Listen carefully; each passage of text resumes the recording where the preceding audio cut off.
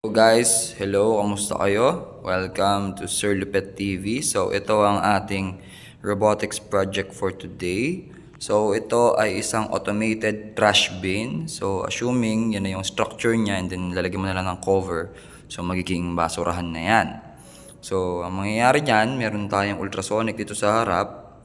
So kapag lumapit na yung tao, automatically, iti-trigger nun yung ating medium motor na in turn is iikot itong gear na yan, ipapasa niya dito.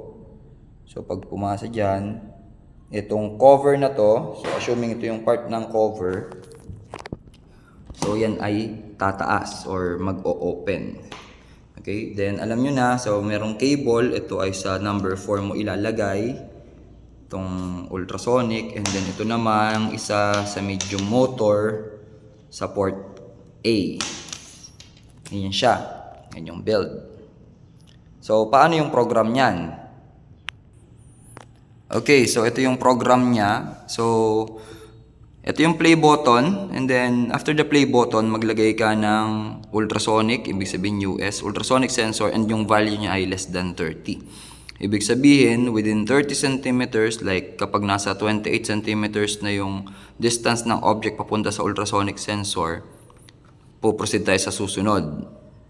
So, ibig sabihin ng MM ay medium motor. So, ang sinet nating value is 1. Ibig sabihin level 1. Kumbaga sa electric fan, yung power ng motor ay naka-level 1 lang. So, kumbaga parang mahina or mabagal yan.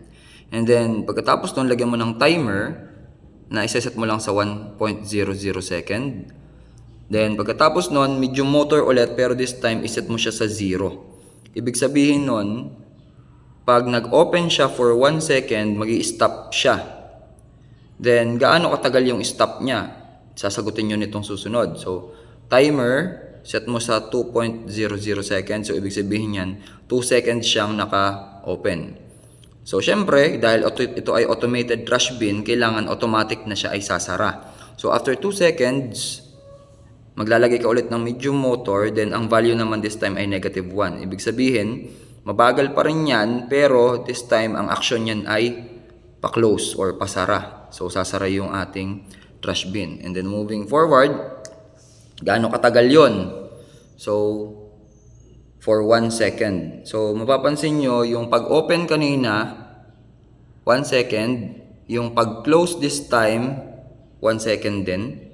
Tapos, meron ka ditong medium motor ulit na 0. Ibig sabihin, pagka-close niya, magfu-full stop yun dapat. Kasi ang susunod niyan ay loop.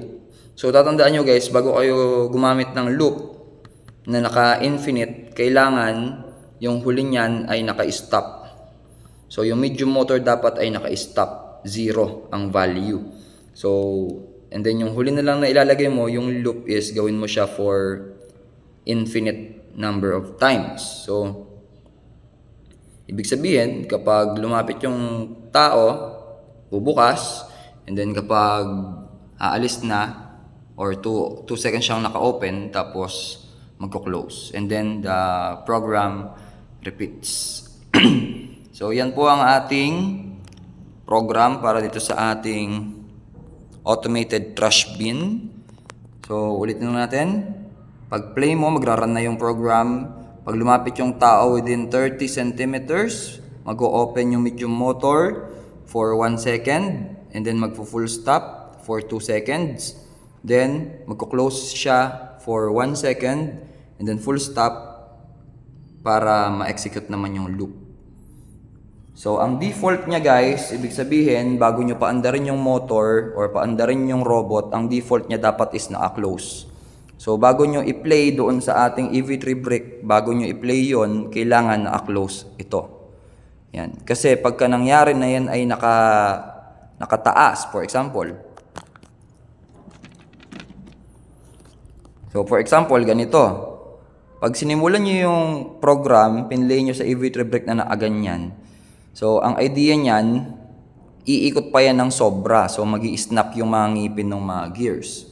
So, tandaan nyo lagi, kapag bago kayo mag-execute ng program sa EV3 brick, make sure na siya ay naka-default. So, ano yung default? Ang default niyan dapat is naka-close. Pakita ko ulit.